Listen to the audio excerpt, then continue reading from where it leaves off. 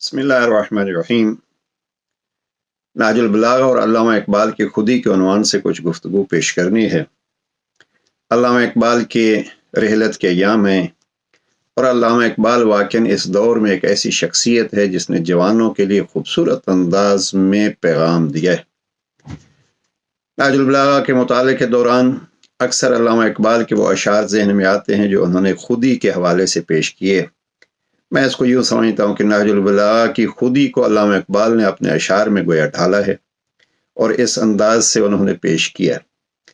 जनाब अमीरुल मोमिनीन ने खुदी जो सिखाई है, यानी अपनी शख्सियत और अपनी कीमत, उसका खुलासा जनाब अमीर अलैहिस्सलाम ने इंसानियत की अजमत को बतलाया है और इस पे पूरी किताबें लिखी गई। अली इंसान कामिल, यही चीज़ अल्लामा इकबाल चाहते हैं कि इंसान कामिल अगर हो जाए तो वो उस मकाम पर पहुंच जाता है कि खुदी को कर बुलंद इतना कि हर तकदीर से पहले खुदा बंदे से खुद पूछे, बता तेरी रिजा क्या है।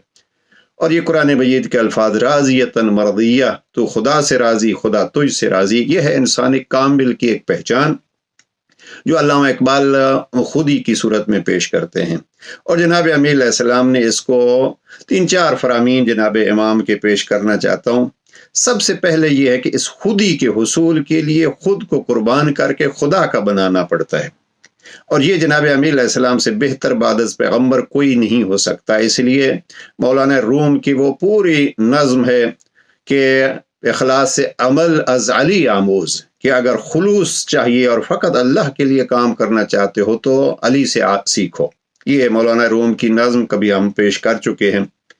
अब जनाब अमीर अलैहिस्सलाम एक मकाम पे फरमाते हैं, उरीदुकुम लिल्लाह, मैं अली तो आपको चाहता हूँ, तो इसलिए चाहता हूँ कि आप अल्लाह की तरफ आएँ और मैं अल्लाह के लिए आपको चाहता हूँ।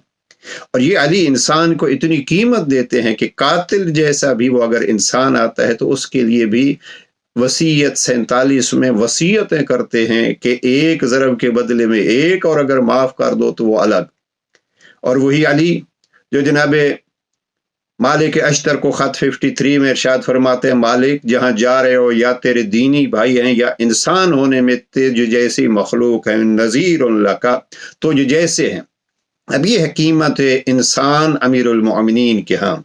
2-3 जुमले जनाब अमीर अलैहिस्सलाम ने खुतबा नंबर 16 में इरशाद फरमाया, कफ़ा बिल मरइ जहलन अन ला यअरिफ क़द्रा, किसी शख्स की जहालत ये नहीं है कि वो डिग्रियां नहीं रखता। इमाम फरमाते हैं जहालत ये है कि वो अपनी कद्र व कीमत और अपनी मंजिलत को, या इसको इकबाल की ज़बान के मुताबिक कहूँ, खुदी को नहीं जानता कि मैं हूँ क्या। और फिर हिकमत नंबर 47 में जनाब अमीर अलैहिस्सलाम फरमाते हैं, कद्र रजुल अला कद्र हिम्मत, किसी शख्स की कीमत वही है जो उसकी हिम्मत है, और उसकी कीमत और कद्र उसकी हिम्मत और उसकी कोशिश के मुताबिक ही है। और एक जुमला तो जनाब अमीर अलैहिस्सलाम का इतना शोहरत रखता है कि जाहिज़ जैसा एक अदीब आदमी अपनी किताब अल बयान व तबयीन 2 जिल्दों में कहते हैं कि अगर ये एक जुमला अली अलैहिस्सलाम का मेरी पूरी किताब के बदले में पेश किया जाए तो ये एक जुमला उन 2 जिल्दों पे हावी है। और वो क्या है? हिकमत नंबर 82 में जनाब अमीर अलैहिस्सलाम फरमाते हैं, कीमत कुल्ल इम्रिइन मा युहसनु, इंसान की कीमत वो है जो उसका क्या हुनर है, यानी जो उसकी खुदी है, जो उसकी असलियत है, जो उसकी हकीकत है, वही उसकी कीमत है। कीमत कुल्ल इम्रिइन मा युहसनु, हिकमत 82। अभी इसी अंदाज में अल्लामा इकबाल खुदी के रूप में इस अजमत को बतलाना चाहते हैं और इंसान को उस मकाम पर पहुंचाना चाहते हैं। 1-2 अशआर अल्लामा इकबाल, तुलू इस्लाम एक नज़्म है अल्लामा इकबाल की तवील, उसमें अल्लामा इकबाल क्या कहते हैं, खुदाए लम यज़ल का दस्त कुदरत तू ज़बां तू है, खुदाए लम यज़ल का दस्त कुदरत तू ज़बां तू है, यकीन पैदा करे गाफिल के मगलूब गुमा तू है, परे है चरख नीली फाम से मंजिल मुसलमान की, आसमान से भी ऊपर है तेरी मंजिल, सितारे जिसके गर्द राहों वो कारवां तू है। ये जनाब अल्लामा इकबाल ऐसा मुसलमान चाहते हैं और ऐसा इंसान चाहते हैं। और फिर इसी नज़्म का नाम है तुलू इस्लाम। इसका एक शेर अल्लामा इकबाल ने जनाब अमीरुल मोमिनीन को भी याद किया और वो ये है, मिटाया कैसर व किसरा के इस्तिबदाद को जिसने, وہ کیا تھا؟ زور حیدر فقر بوزر صدق مسلمانی۔